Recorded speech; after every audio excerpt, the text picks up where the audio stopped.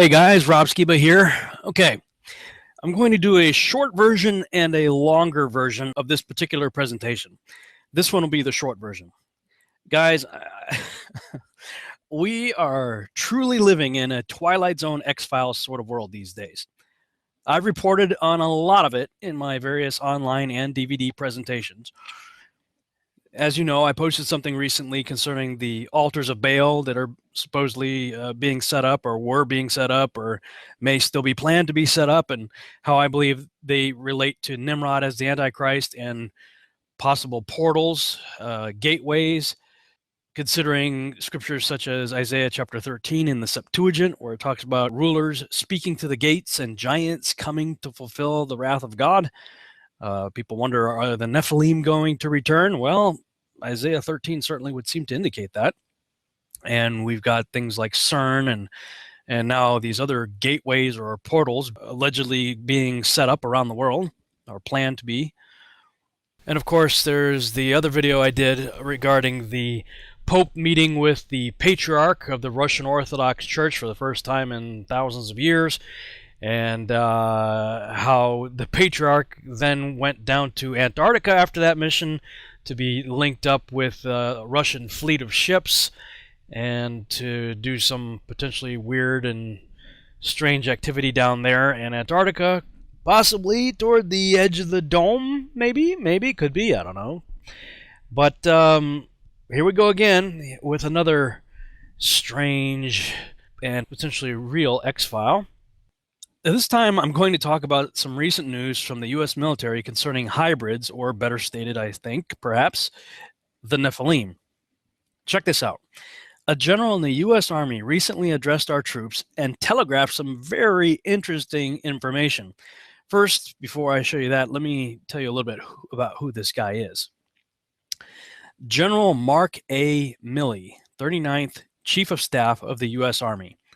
General Mark A. Milley assumed duty as the 39th Chief of Staff of the United States Army August 14, 2015, after most recently serving as the 21st Commander of U.S. Army Forces Command at Fort Bragg, North Carolina. A native of Winchester, Massachusetts, General Milley graduated and received his commission from Princeton University in 1980. He has had multiple command and staff positions in 8 divisions and special forces throughout the last 35 years.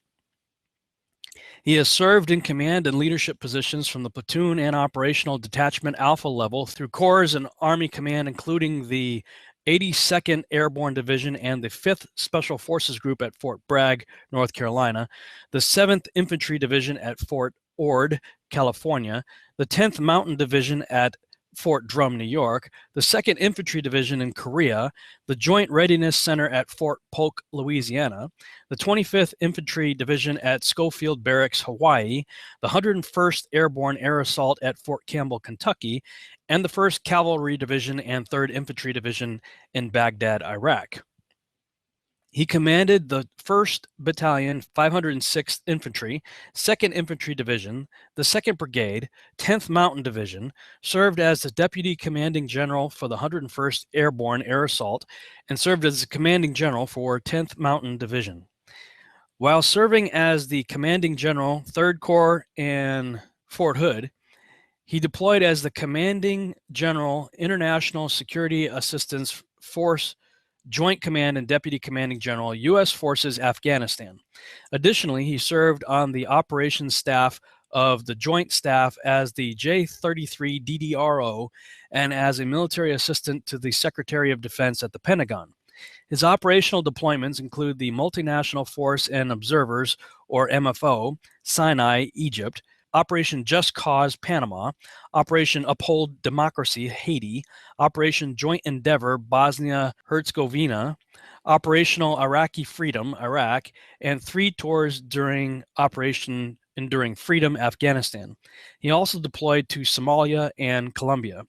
General Milley's education includes a bachelor's degree in political science from Princeton University, master's degrees from Columbia University International Relations, and from U.S. Naval War College, National Security and Strategic Studies. He is also a graduate of the MIT Seminar 21 National Security Studies Program.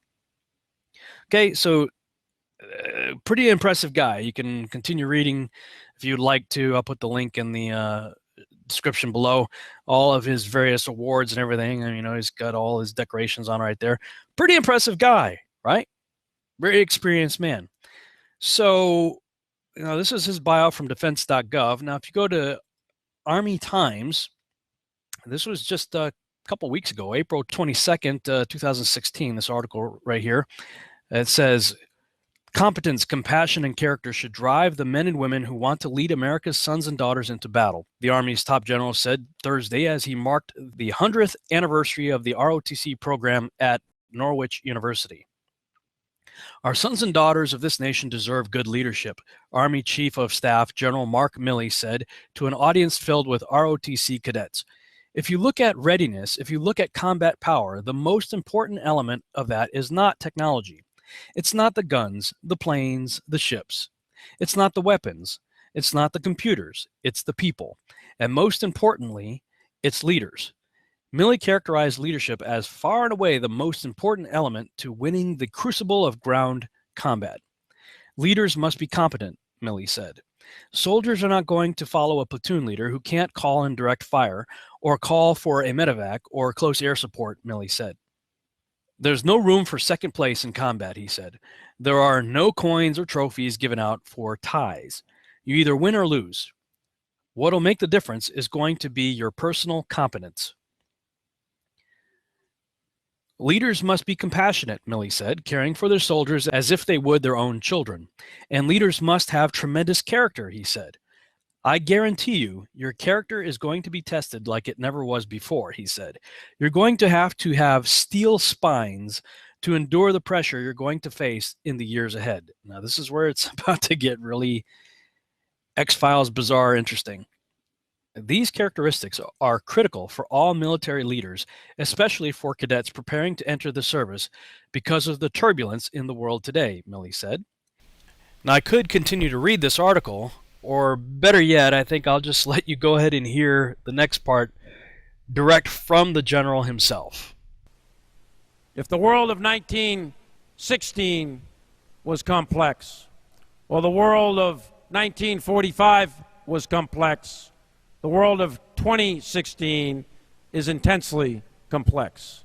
And I can tell you that from personal experience, and I know there's many others who can tell you that as well. And you will graduate and be in that world, and you're going to be leading the soldiers and the sailors, the airmen and the Marines in that world. You'll be dealing with terrorists. You'll be dealing with hybrid armies. You'll be dealing with little green men. You're going to be dealing with tribes. You'll be dealing with national leaders and local leaders. You'll be dealing with politics and economics, and you'll be dealing with direct fire and indirect fire. And you're going to be dealing with it all. And it's all going to be dealt with simultaneously. And for that, you're going to have to be ready. And that's why readiness, in my mind, is number one. You'll be dealing with terrorists. You'll be dealing with hybrid armies. You'll be dealing with little green men. And you're going to be dealing with it all. And it's all going to be dealt with simultaneously. Now, you can go ahead and think about me as some crazy tinfoil hat wearing nut job, okay? Fine, I'm crazy. But here you have a highly decorated, highly credentialed, everybody, credibility. Well, here's the dude with credibility, right? Talking to our troops about them having to deal with hybrid armies and little green men. Wow. Truth is definitely stranger than fiction. Although it is interesting that in the science fiction that I'm working on called Seed, I've got a character named General Caritas who might as well just be modeled after this real-life character of General Milley. And here's just a little segment from the audio drama from the beginning of Episode 1 of Seed, the Agartha mission. This is the headquarters of the Supernatural and Extraterrestrial Exploration and Defense Division of the United States Special Forces, also simply known as the SEED Project. It was the brainchild of Major General Victor Caritas. Only a handful of elite international bankers, General Caritas, a few other 3- and 4-star generals at the Pentagon, and of course those directly under their command, have any knowledge of what really goes on in this place. Although there are plans for expansion, currently the project consists of only 3 6-man squads. Today, General Caritas enters the SEAD Tactical Operations Center, eager for an update on the status of 2 of those squads. Sitrep. We're receiving satellite telemetry now, General Caritas. Excellent. Is Argartha on site? Not yet, sir. Relaying the information to them now.